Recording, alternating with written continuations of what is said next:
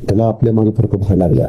पण तिथे कसं आहे, त्याच्याकडे हाही यंत्रणा, त्याच्याकडे हाही संघटना, मग ती मीडिया हँडल करणं, मग ते मोठा स्टेज डेकोरम देणं, मीडियाला प्रॉपर बातमी देणं चालतच नाही.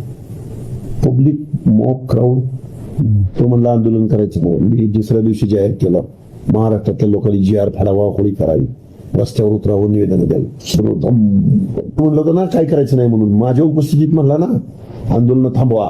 स्टेजवरच होतो ना मी, पण आंदोलन थांबवा. बरं, हा मुख्यमंत्र्यांना, दोन उपमुख्यमंत्र्यांना भेटायला गेलाय, घेऊन कुणाला गेलाय? स्वतः आणि स्वतःचा पुतणी आणि स्वतःचा पोरगा, 3 जण.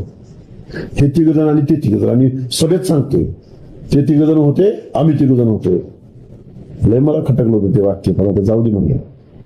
आपल्याला सॉफ्ट कॉर्नर फक्त, मला असा अंदाज आहे, सॉफ्ट कॉर्नर आपल्याला राहू शकते देवेंद्र फडणवीस, तुझा मुंडे आणि